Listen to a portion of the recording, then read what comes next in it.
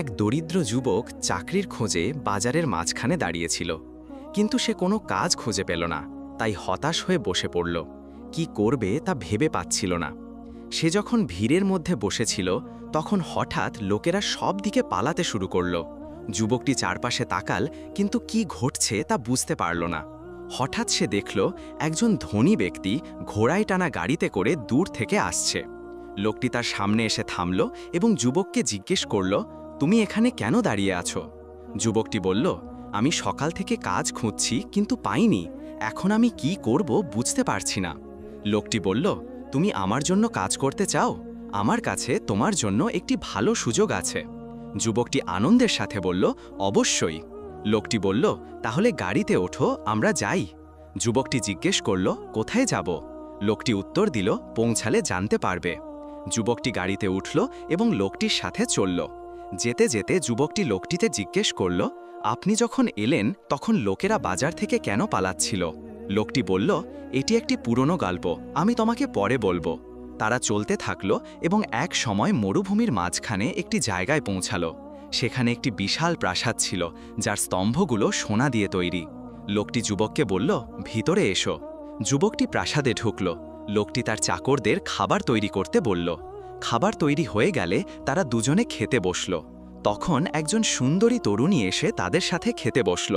যুবকটি লোকটিকে জিজ্ঞেস করল, এই মেয়েটি কে? লোকটি বলল, ও আমার একমাত্র মেয়ে। আমরা দুজনে এই বিশাল প্রাসাদে একা থাকি। যুবকটি মেয়েটির দিকে তাকিয়ে দেখল যে সে খুব বিষণ্ণ, কিন্তু কেন তা সে বুঝতে পারল না। তারা যখন খেতে বসেছিল তখন মেয়েটি যুবককে মুগ্ধতা এবং উদ্বেগের সাথে দেখছিল, যেন সে কিছু একটা জানে। খাওয়া শেষ হলে লোকটি প্রাসাদের একটি ঘরের দিকে ইঙ্গিত করে যুবককে বলল, এই ঘরে গিয়ে আজ রাতে বিশ্রাম নাও, কাল আমরা কাজে যাব। যুবকটি ঘরে চলে গেলে মেয়েটি তার কাছে এসে তাকে দুটি পাথর উপহার দিল, একটি সোনার আর একটি রূপার। সে বলল, যদি তুমি কোনো বিপদে পড়ো তাহলে পাথর দুটি একসাথে ঘষবে। মেয়েটি চলে যাওয়ার আগে যুবকটি তাকে বলল, যখন আমরা খাচ্ছিলাম তখন তোমাকে বিষণ্ণ লাগছিল। কেন তুমি এত বিষণ্ণ, আমাকে বলবে? মেয়েটি বলল, কিছু না, এবং চলে গেল। এরপর যুবকটি বিশ্রাম নিতে গেল। পরের দিন সকালে লোকটি তার কাছে এসে তাকে জাগিয়ে বলল, কাজের সময় হয়েছে, চলো যাই। তারা দুজনে একসাথে চলল এবং একটি উঁচু পাহাড়ের কাছে পৌঁছালো।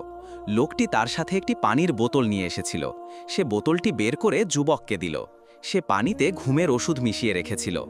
যুবকটি পানি পান করার সাথে সাথেই তার মাথা ঘুরতে শুরু করল এবং সে জ্ঞান হারাল। একদল শকুন তার চারপাশে উড়তে লাগল, তাকে ধরে পাহাড়ের চূড়ায় নিয়ে গেল। তারা তাকে খেতে শুরু করবে এমন সময় যুবকটি জেগে উঠল এবং শকুনগুলোকে তাড়িয়ে দিল। যুবকটি চিৎকার করে বলল, আমি কোথায়? আমাকে এখানে কে এনেছে? নিচ থেকে লোকটি উত্তর দিল, তুমি সোনার পাহাড়ের চূড়ায় আছো। এই পাহাড় থেকে নামতে হলে তোমাকে প্রথমে সোনা বের করতে হবে। যুবকটি পাহাড়ের চূড়া থেকে সোনা বের করতে শুরু করল এবং নিচে ফেলে দিতে লাগল। লোকটি নিচে দাঁড়িয়ে সোনার গাড়ি ভর্তি করতে লাগল। গাড়ি ভর্তি হয়ে গেলে লোকটি হেসে যুবককে বলল, ধন্যবাদ বোকা, তুমি আমার প্রয়োজনের চেয়েও বেশি সোনা বের করেছ। যুবকটি জিজ্ঞেস করল, আমি কিভাবে এই পাহাড় থেকে নামব? লোকটি আবার হেসে বলল, তোমার আগে ৪৯ জন যুবক এখানে এসেছিল, তোমাকে নিয়ে ৫০ জন হবে। তারপর লোকটি সেখান থেকে চলে গেল এবং যুবকটিকে পাহাড়ের চূড়ায় তার ভাগ্যের কাছে ছেড়ে দিল।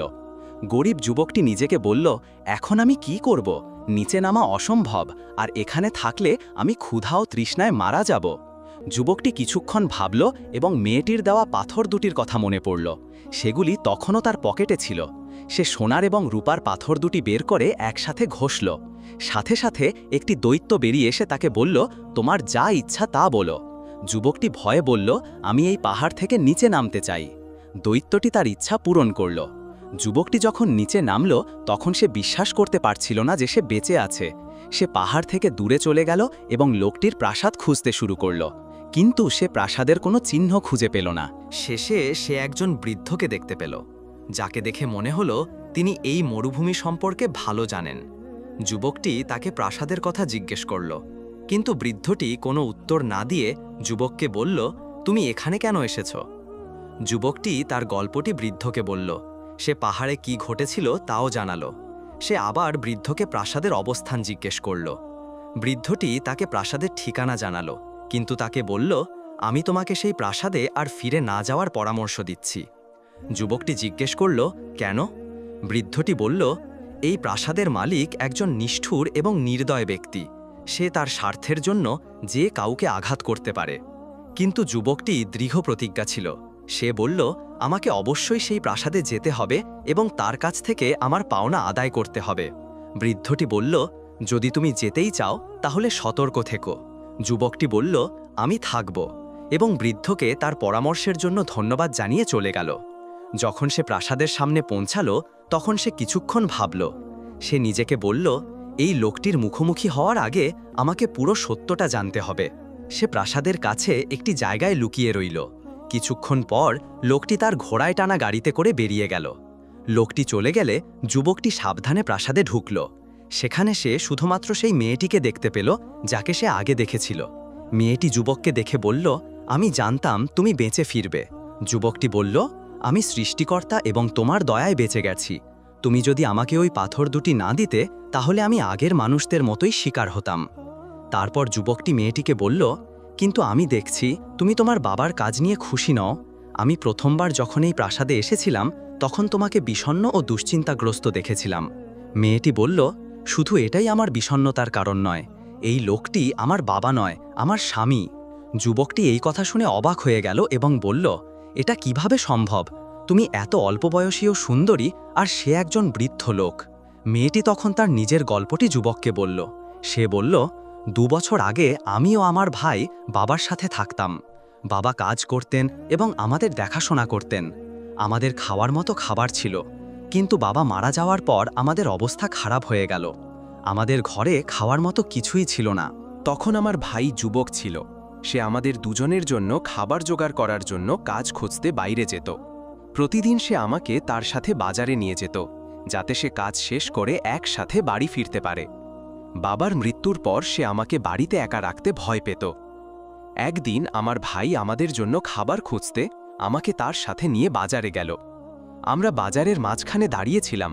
হঠাৎ লোকেরা সব দিকে পালাতে শুরু করল। কি হচ্ছে আমরা বুঝতে পারলাম না। ঠিক তখনই আমরা একজন ধনী ব্যক্তিকে ঘোড়ায় টানা গাড়িতে করে আসতে দেখলাম। সে আমাদের সামনে থামল এবং আমার ভাইকে জিজ্ঞেস করল, তুমি কি কাজ খুঁজছ? আমার ভাই বলল, হ্যাঁ। লোকটি বলল, আমার কাছে তোমার জন্য একটি ভালো সুযোগ আছে, যা সব যুবকই চায়। আমার ভাই জিজ্ঞেস করল, কোথায় সেই সুযোগ? লোকটি বলল, গাড়িতে ওঠো, পৌঁছালে জানতে পারবে। আমার ভাই বলল, আমি আমার বোনকে সাথে নিয়ে যাব। লোকটি বলল, এই কাজ শুধুমাত্র পুরুষদের জন্য। কিন্তু আমার ভাই জোর করায় লোকটি বলল, ঠিক আছে। আমি আর আমার ভাই গাড়িতে উঠলাম এবং আমরা চললাম। সে আমাদের তার প্রাসাদের সামনে নামালো, আমাদের ভিতরে নিয়ে গেল এবং আপ্যায়ন করল। আমরা খেলাম ও পান করলাম। তারপর সে আমাদের বলল, এই ঘরে গিয়ে সকাল পর্যন্ত বিশ্রাম নাও। আমরা রাতে সেখানে রইলাম। সকালে লোকটি আমার ভাইকে বলল, চলো, কাজের সময় হয়েছে। সে আমাকে বলল, তুমি এখানে এই ঘরে অপেক্ষা করো, আমরা কাজ থেকে ফিরে আসব। সে আমাকে বলল না যে সে কোথায় যাচ্ছে বা কি বিপদ অপেক্ষা করছে। আমি সন্ধ্যা পর্যন্ত ঘরে অপেক্ষা করলাম। যখন সূর্য প্রায় ডুবে যাচ্ছে তখন লোকটি ফিরে এলো, কিন্তু আমার ভাই তার সাথে ছিল না। সে বলল, আমরা একটি উঁচু পাহাড়ে সোনা বের করছিলাম। তোমার ভাইয়ের পা পিছলে গিয়েছিল এবং সে পাহাড় থেকে পড়ে গিয়েছিল। আমি এই কথা শুনে কাঁদতে শুরু করলাম এবং আমার ভাইয়ের জন্য খুব কষ্ট পেলাম। আমি তাকে আমাকে বাড়িতে ফিরিয়ে নিয়ে যেতে বললাম। সে আমাকে বলল, তুমি এখন একা। আমি যদি তোমাকে বাড়িতে ছেড়ে যাই তাহলে তোমার দেখাশোনা করার কেউ থাকবে না।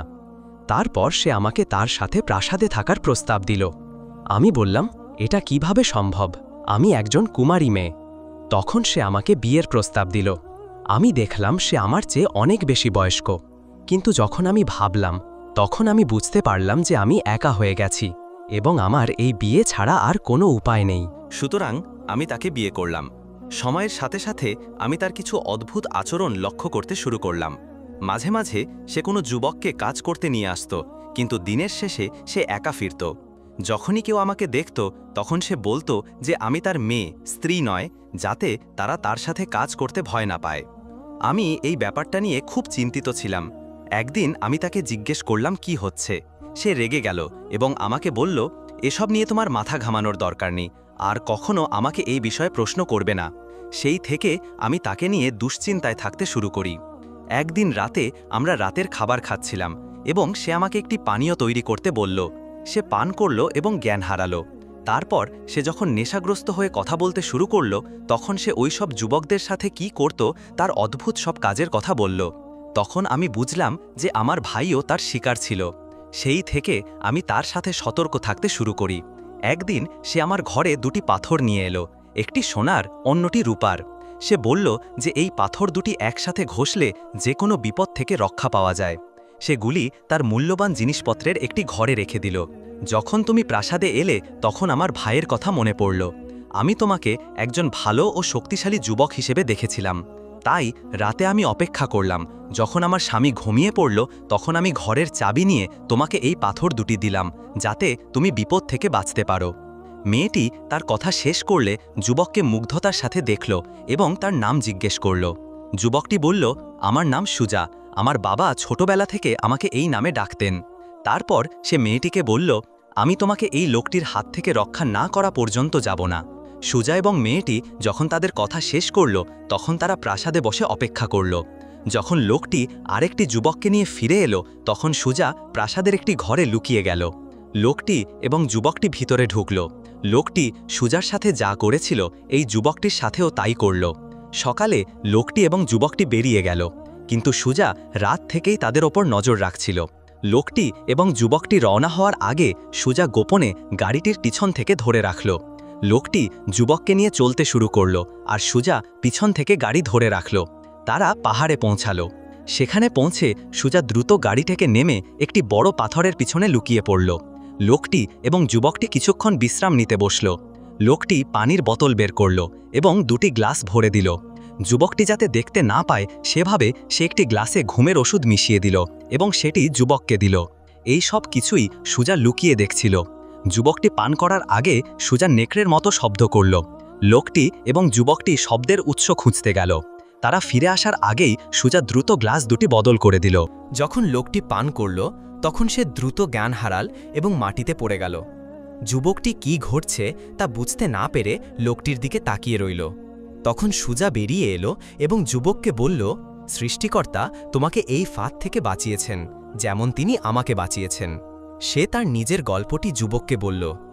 একদল শকুন তাদের চারপাশে উড়তে লাগল এবং লোকটিকে ধরে পাহাড়ের চূড়ায় নিয়ে গেল।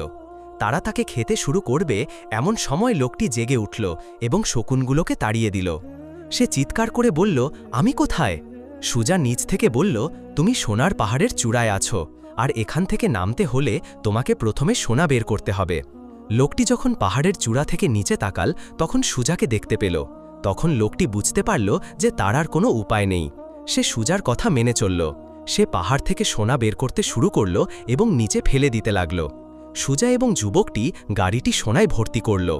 গাড়িটি ভর্তি হলে সুজা হাসল এবং লোকটিকে বলল, ধন্যবাদ বোকা, তুমি আমার প্রয়োজনের চেয়েও বেশি সোনা বের করেছ। লোকটি জিজ্ঞাসা করল, আমি কিভাবে এই পাহাড় থেকে নিচে নামব? সুজা হেসে বলল, তোমার আগে ৪৯ জন যুবক এখানে এসেছিল, তোমাকে নিয়ে ৫০ জন হবে। তারপর সে লোকটির দিকে তাকিয়ে বলল, আমি সেই দিনটি ভুলিনি যেদিন তুমি আমাকে ফাঁদে ফেলেছিলে, কিন্তু সৃষ্টিকর্তা আমাকে রক্ষা করেছেন। যখন লোকটি তার অনিবার্য পরিণতি বুঝতে পারল তখন সে চিৎকার করে সুজাকে বলল, আমাকে নিচে নামাও, আমি তোমাকে আমার সব কিছু দিয়ে দেব। সুজা লোকটিকে বলল, তোমার সেই ৫০ জনকে দেওয়া বিশেষ স্বাদ তোমাকে নিতে হবে। তারপর সে চলে গেল এবং লোকটিকে তার ভাগ্যের কাছে ছেড়ে দিল। সুজা গাড়িতে উঠল যা সোনায় ভর্তি ছিল এবং যুবকটিকে সাথে নিয়ে রওনা হল। তারা প্রাসাদে পৌঁছাল। সুজা গাড়ি থেকে নেমে যুবকটিকে তার প্রয়োজন অনুযায়ী সোনা দিল। যুবকটি সুজার দিকে তাকিয়ে তাকে ধন্যবাদ জানাল এবং খুব খুশি হয়ে চলে গেল। সে বিশ্বাস করতে পারছিল না যে সে সেই দুষ্ট লোকটির ফাঁদ থেকে বেঁচে গেছে। তারপর সুজা দ্রুত প্রাসাদে ঢুকল এবং মেয়েটিকে কি ঘটেছে তা জানাল। কিভাবে সে সেই গরিব যুবকটিকে বাঁচিয়েছিল এবং কিভাবে সেই দুষ্ট লোকটির হাত থেকে মুক্তি পেয়েছিল। মেয়েটি সুজার কথা শুনে খুব খুশি হল, কারণ তার ভাইও সেই লোকটির শিকার ছিল। সুজা তখন মেয়েটিকে মুগ্ধতার সাথে দেখল এবং তাকে বিয়ের প্রস্তাব দিল। মেয়েটি রাজি হল। বিয়ের পর তারা প্রাসাদে একটি ঘর খুঁজে পেল যা সোনায় ভরা ছিল। সুজা এবং তার স্ত্রী সিদ্ধান্ত নিল যে তারা গাড়িটি সোনায় ভর্তি করবে এবং বাজারের দিকে রওনা হবে। তারা বাজারে পৌঁছাল। সুজা গাড়ির ওপরে উঠে বাজারের লোকদের এবং পথচারীদের কি ঘটেছিল তা জানালো। সে বলল যে সে সেই দুষ্ট লোকটির হাত থেকে মুক্তি পেয়েছে। তারপর সে গাড়ি থেকে সোনা বের করে গরিব, অসহায় এবং অভাবীদের মধ্যে বিতরণ করতে শুরু করল। এরপর সুজা এবং তার স্ত্রী সেই প্রাসাদে থাকার সিদ্ধান্ত নিল।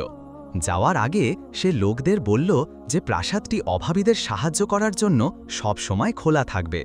তারপর সে তার স্ত্রীর সাথে প্রাসাদে ফিরে গেল এবং তারা সেখানে সুখে বসবাস করতে লাগল। তাদের গল্প প্রজন্ম থেকে প্রজন্মান্তরে বলা হতে লাগল। যদি তোমার এই গল্পের ব্যাপারে কোনো প্রশ্ন থাকে তাহলে আমাকে জানাতে পারো।